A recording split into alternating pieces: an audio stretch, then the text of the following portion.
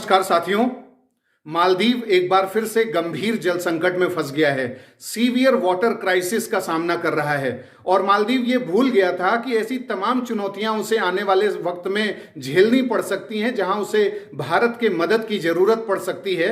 लेकिन उसने सब कुछ साइड करके चीन के साथ अपनी दोस्ती बढ़ानी शुरू कर दी और चीन अब सामने आया है।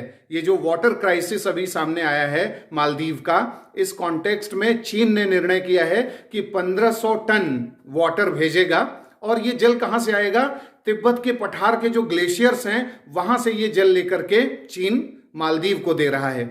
साथियों, चीन तिब्बत के पठार को अपना एक उपनिवेश समझता है, एक कल्चरल उपनिवेश, एक इकोनॉमिक उपनिवेश कह सकते हैं। आर्थिक रूप से उसको एक ऐसा संसाधनों की मंडी मानता है कि वहीं पर जो है सारी चीजों को वो इस्तेमाल करने की कोशिश करता है, ओवर एक्सप्लॉइटेशन करता है और जैसे उसकी जायदाद, उसकी बपौती हो, उस हिसाब से वो सारी चीजों को यूज करता है। अब वहां से कोई भी काम जब करना होता है चाइना को, तो वो ये नहीं सोचता कि तिब्बत के लोगों पर इसका क्या असर पड़ेगा। क्या तिब्बत में जल संकट नहीं हो सकता? क्या तिब्बत में वाटर क्राइसिस की स्थितियां नहीं आ सकती? जिस तरीके से जलवायु परिवर्तन हो रहा है, जिस तरीके से ग्लोबल वार्मिंग हो रही है, जिस तरीके से डिजर्टिफिकेशन दुनिया में फैल रहा है, मरुस्थलीकरण बढ़ रहा है, ऐसी स्थितियों में तिब्बत के लोगों को भी तो संसाधन चाहिए, प्राकृतिक संसाधन, जल संसाधन, ऊर्जा संसाधन। लेकिन इन सब पर चीन की निगाह है और चीन जो है वहां से यूटिलाइज करने की कोशिश कर रहा है।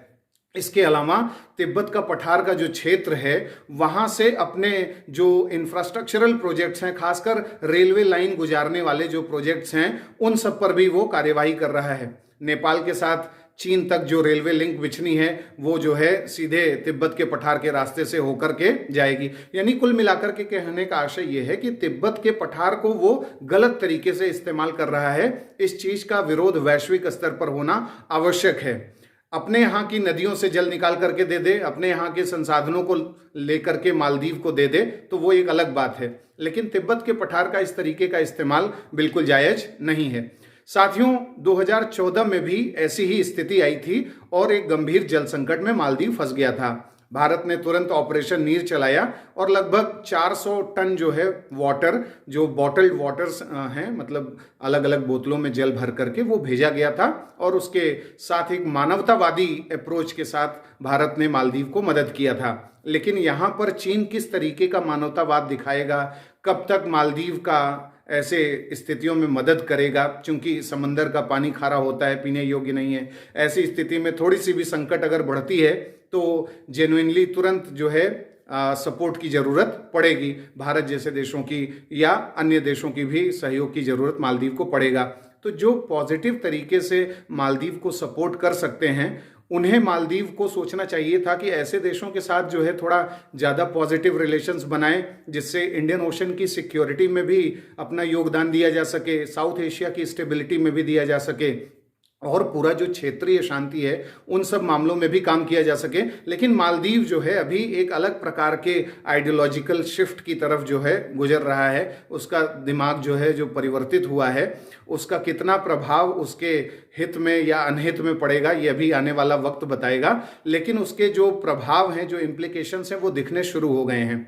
जिस तरीके से अभी मालदीव ने भारत से कहा कि भाई जो हमने लोन लिया है उसमें हमें थोड़ा उदारता बरतिए और हम लोन दे पाने में उतने समर्थ नहीं हैं। अभी हमें चीन को भी लोन अदा करना है। अपने पूरे एंटायर जीडीपी का मालदीव 15% जो है उधर ही खर्च कर देता है। तो भारत को किस तरीके से लोन का रीपेमेंट करेगा? अब इसके चलते मोइजू ने जो है भारत से निवेदन किया है कि लोन वाले मामले में जो डेप्ट है उसमें रिलीफ हमें दिया जाए। दूसरी तरफ चाइना जो है अलग अलग प्रकार के और पैतरे अपना करके इन्हें ऋण जाल में फंसाने की कोशिश कर रहा है। अभी उसने श्रीलंका से भी इस मुद्दे पर बात करी है, जो डेट रीस्ट्रक्चरिंग प्रोग्राम है उस मामले को लेकर के। तो कुल मिलाकर के ये जो पावर पॉलिटिक्स चल रहा है एशिया में, चीन का जो एशियन ड्रीम्स का जो कॉन्सेप्ट है कि पूरे एशिया को यूनिपोलर इकोनॉमी और यूनिपोलर एक सिस्टम बनाना है, इन सब चीज़ों को काउंटर करने के लिए भारत जो है प्रोएक्टिवली काम कर रहा है। लेकिन इसमें कई साथियों की ज़रूरत पड़ेगी और नए साथियों को भारत कैसे डिप्लोमेटिकली हैंडल करेगा, कैसे कोलैबोरेट करेगा, ये उसके कार्य कुशलता पर निर्भर करेगा। और ऐसा विश्वास है कि भारत की विदेश नीति, भारत का जो नेतृत्व है उसमें इतनी समझ है कि वो अपने ऐसे सहयोगियों को, ऐसे एलाइज को तलाश लेगा जिससे इन सब एरियाज में एक जो काउंटर बैलेंसिंग एक मेथड है उसको इस्तेमाल कर पाएगा।